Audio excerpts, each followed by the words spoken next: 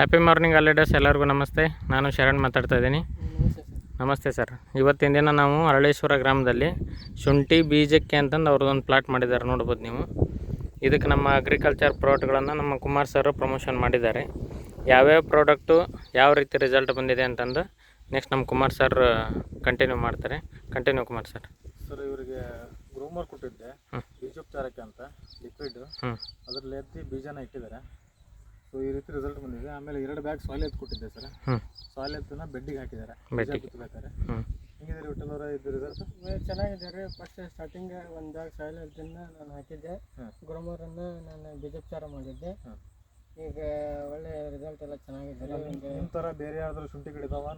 ನಾನು ಪ್ಲಾಟ್ ಯಾವುದೂ ನೋಡಿಲ್ಲ ರೀ, ಬಟ್ ನಮ್ಮ ಥರ ಒಟ್ಟು ಅಷ್ಟೇನು ಬಂದಿಲ್ಲ ಅಂತ ಕಾಣಿಸುತ್ತೆ. ಈಗ ಇದು ಎಷ್ಟು ದಿನದ್ದು ಎಷ್ಟು ತಿಂಗಳದ್ದು ರೀ ಇದೀಗ? 2 ತಿಂಗಳ 10 ದಿನ ಆಯ್ತು ಸರ್. 2 ತಿಂಗಳ 10 ದಿನ ನೋಡ್ತಿರ್ಬೋದು. ಶುಂಠಿ ಬೆಳೆಗಾರರು ಸಹಿತ ಇದು 2 ತಿಂಗಳ 10 ದಿನದ್ದಂತ. ನೀವು ಎಲ್ಲ ಬೇರೆ ಕಡೆ ಬೇರೆ ಬೇರೆ ಕಂಪ್ನಿವೆಲ್ಲ ಯೂಸ್ ಮಾಡಿರ್ತೀರಿ. ಇದು ನೋಡಿರಿ ನಮ್ಮ ಕಂಪ್ನಿ ರಿಸಲ್ಟ್ ಇದು.